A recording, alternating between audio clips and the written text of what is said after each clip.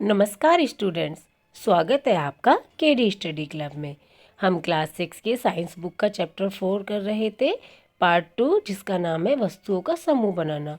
Part 1 में हमने पढ़ा था कि वस्तुओं के समूह हम किस किस आधार पर बना सकते हैं, मतलब कि उनके गुण के आधार पर, कि उनके गुण एक जैसे हों।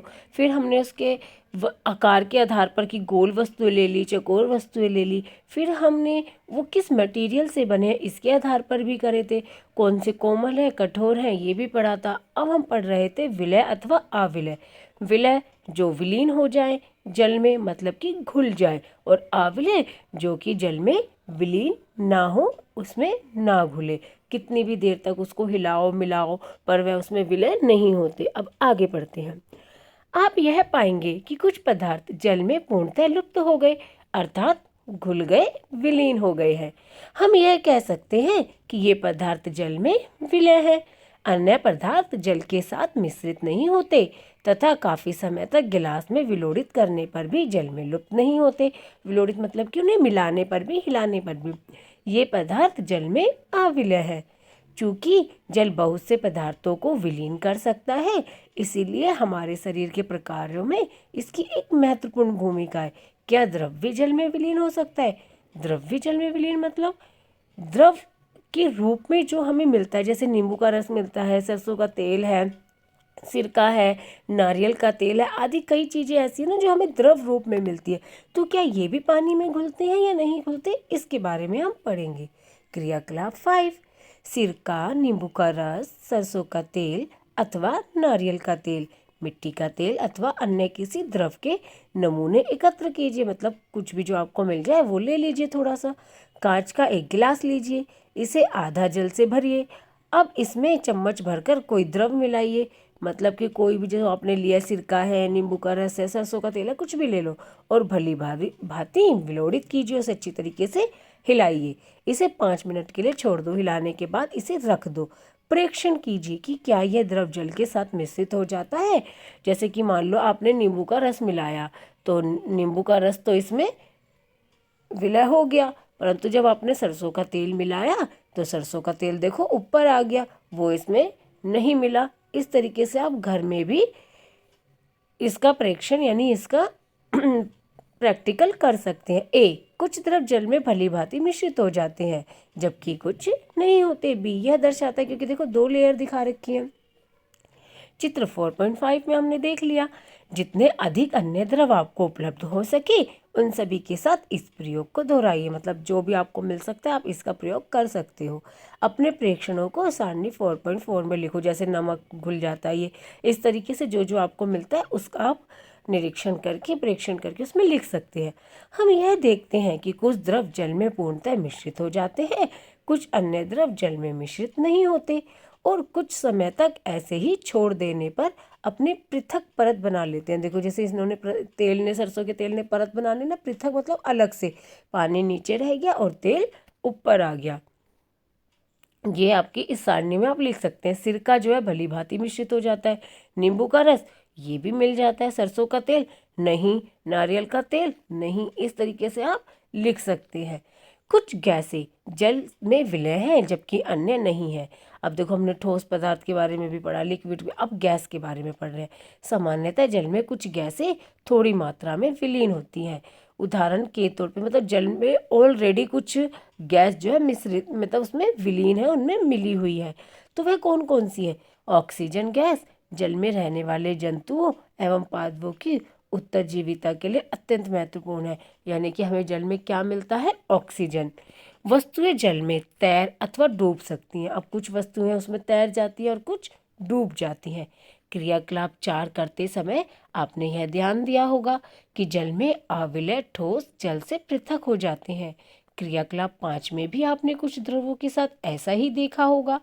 इनमें से कुछ पदार्थ जो जल में मिश्रित नहीं हो पाए वे जल के पृष्ठ पर आकर तैरने लगे थे, अन्य डूबकर गिलास की तली में पहुंच गए थे। देखा आपने कि जैसे अब ये पिक्चर में दिखा रखा है कि कुछ चीज़ें तैर रही हैं और कुछ चीज़ इसके उसमें डूब गई हैं। ठीक है, अन्य डूब, क्या ये सही नहीं है। हम ऐसे बहुत से उदाहरण देखते हैं जिनमें पदार्थ जल में तैरते रहते हैं अथवा डूब जाते हैं। मतलब हम देखते हैं कुछ पदार्थ तैरते हैं और कुछ डूब जाते हैं। किसी तालाब की सतह पर गिरी सूखी पत्तियां, वह कंकड़ जो आप इसी तालाब में फेंक देते हैं, शहद की कुछ बूंदें जिन्हें आप गिलास के जल में डालते हैं, इन सब का क्या होता है? आप मतलब देखोगे तो क्या होगा इन सब का?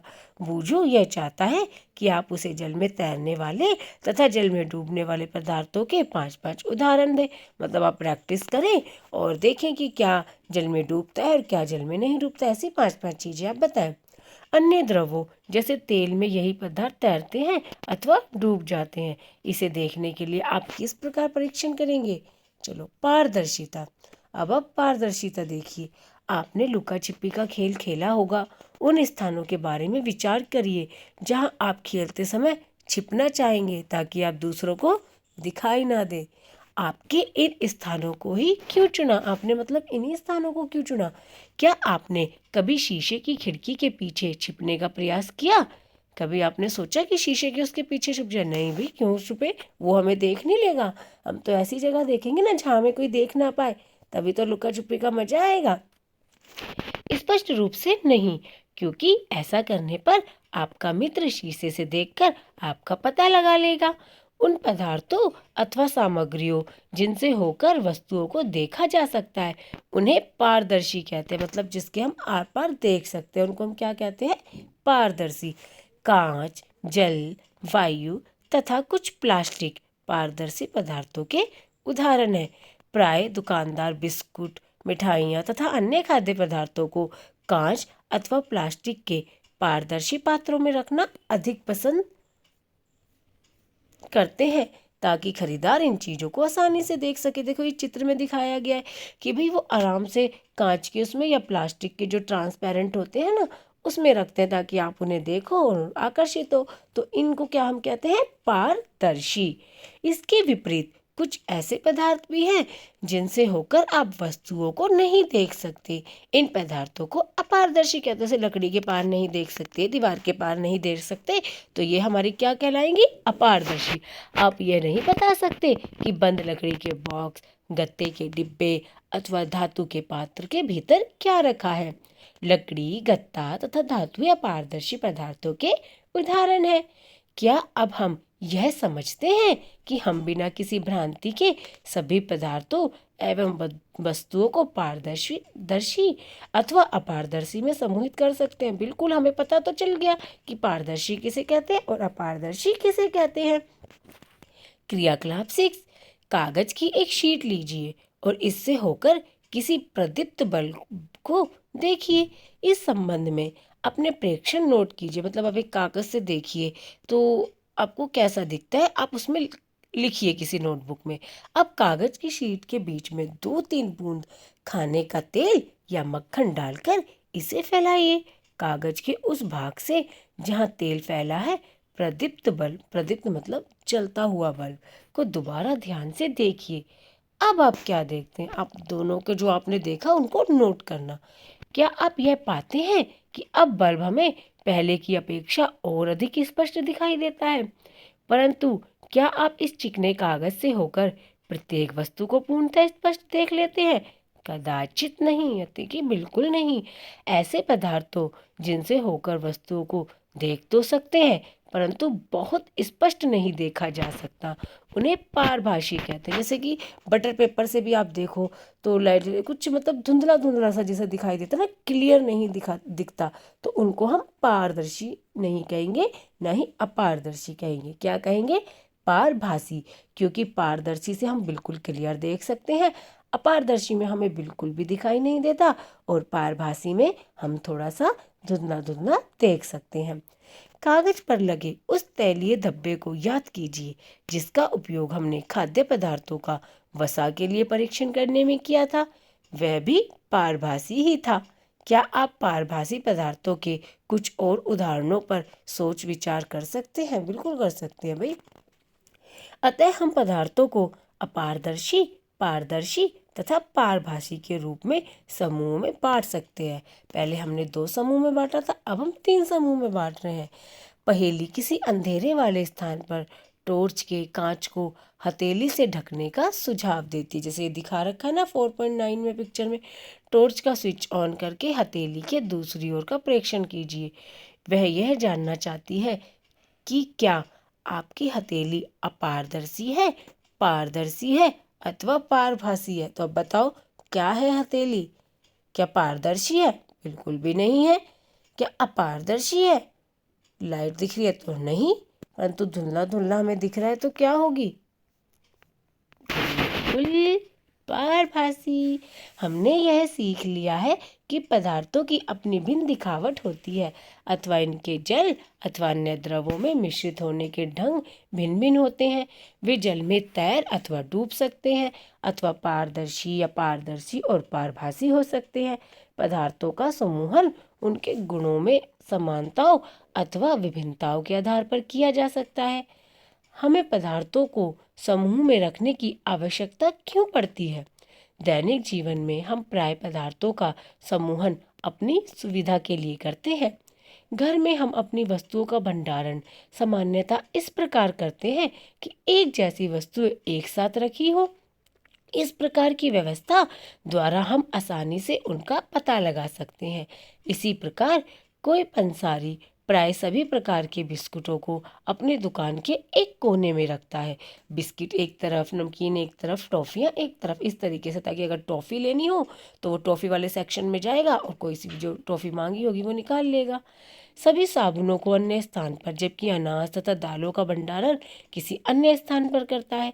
इस प्रकार के समूहन के लाभप्रद होने का एक दूसरा कारण भी है। पदार्थों को इस प्रकार समूहों में बांटकर उनके गुणों का अध्ययन तथा इन गुणों में किन्हीं भी पैटर्नों का अवलोकन करना सुविधाजनक बन जाता है। इसके विषय में और अधिक अध्ययन हम उच्च कक्षाओं में करेंगे, मतलब 7th में, 8th में, उसमें और डिटेल से पढ़ेंगे।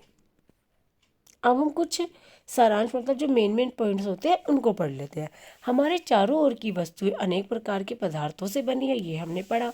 किसी दिए गए पदार्थ का उपयोग बहुत सी वस्तुओं के निर्माण में किया जा सकता है। किसी वस्तु को केवल एक ही पदार्थ से भी बनाना संभव हो सकता है, अथवा उसे विभिन्न प्रकार के पदार्थों से भी बनाया जा सकता है। विभिन्न प्रकार के पदार्थों के गुण भी भिन्न भिन्न होते हैं। कुछ पदार्थ दिखावट में चमकदार होते हैं, जबकि अन्य नहीं होते। कुछ खुरदुरे होते हैं तो कुछ अन्य चिकने। इसी प्रकार कुछ पदार्थ स्पर्श करने पर कठोर लगते हैं तो कुछ अन्य कोमल लगते हैं। कुछ पदार्थ जल में विलय होते हैं, जबकि कुछ अन्य पदार्थ अविलय होते हैं। कुछ पदार्थ जैसे कांच पारदर्शी होते हैं तथा कुछ अन्य जैसे लकड़ी एवं धातुएं अपारदर्शी होती है। कुछ पदार्थ पारभासी होते हैं। पदार्थों को उनके गुणों में समानताओं तथा विभिन्नताओं के आधार पर समूह में बांटा जाता है। वस्तुओं को सुविधा तथा उनके गुणों के अध्ययन के लिए एक साथ समूहित किया जाता है। चैप्टर यहीं खत्म होता है। आगे हम मिलेंगे इनके क्वेश्चन आंसर्स के साथ। Thank you student.